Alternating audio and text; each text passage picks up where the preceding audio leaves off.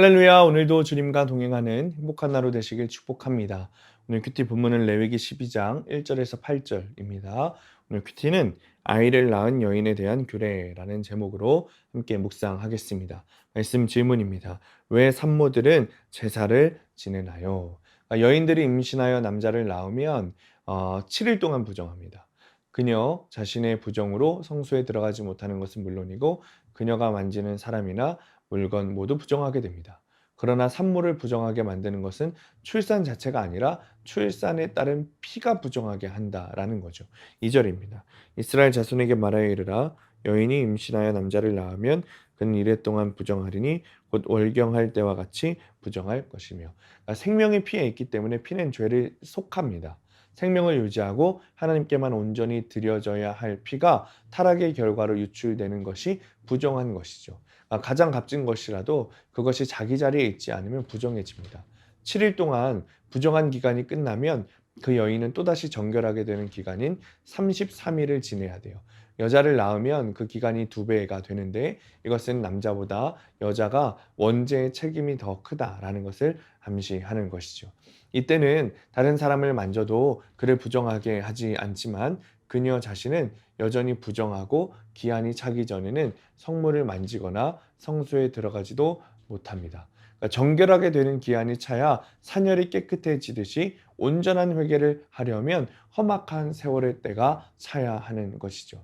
그러니까 아들을 낳은 여인이 정결하게 되는 기간은 40일이고 딸을 낳은 여인의 기간은 그 2배가 되는 것이죠. 이스라엘 산모는 이 기간에 자신의 부정함에도 불구하고 새 생명을 주신 하나님의 은혜와 원죄의 형벌인 출산의 고통에서 자신을 건져주신 하나님의 긍휼을 묵상했습니다. 6절입니다. 아들이나 딸이나 정결하게 되는 기한이 차면 그 여인은 번제를 위하여 1년 된 어린 양을 가져가고 속죄제를 위하여 집 비둘기 새끼나 산 비둘기를 회막문 제사장에게로 가져갈 것이요. 기한이 차면 그 여인은 번제와 속죄제를 드리러 제사장에 나아가서 속죄함 받고 정결하게 되는 것이죠. 자녀를 보고 자기 죄를 회개하고 믿음의 자녀로 양육하기를 힘쓰며 자녀가 아닌 하나님께 헌신하는 것이 부모의 번제와 속죄제입니다. 적용 질문입니다. 나는 하나님이 내게 주신 소중한 것들을 하나님의 뜻대로 사용하고 있습니까? 온전한 회개 없어도 성물을 만지고 성소에 들어갈 수 있다고 착각하지는 않습니까? 오늘의 원포인트, 주께 온전히 헌신해야 합니다. 그러니까 하나님께 받은 것이라고 할지라도 우리가 그것을 주님의 뜻대로 사용하지 못하면 나를 부정하게 합니다. 그 죄를 회개해야 합니다. 우리의 삶이 정말 주님의 뜻대로 사용되었는지 뒤돌아보아야 합니다. 이제 내 죄를 회개하고 주님께 온전히 헌신하는 삶을 살게 되시기를 축복합니다. 기도하겠습니다.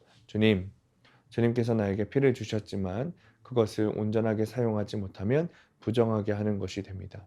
주님께서 우리에게 자녀를 주셨지만 우리가 하나님 앞에 그 자녀를 정말 하나님의 자녀로 양육하는 것이 아니라 자녀가 내 상급이 되어 자녀만 바라보고 살게 된다면 그것도 부정하게 됩니다. 주님, 우리가 주님이 주신 것을 내 것이 아니라 주님의 것이라고 여기며 주님께 주신 그 은사를 잘 사용하는 우리가 되도록 하나님 축복하여 주옵소서. 예수님의 이름으로 기도합니다. 아멘.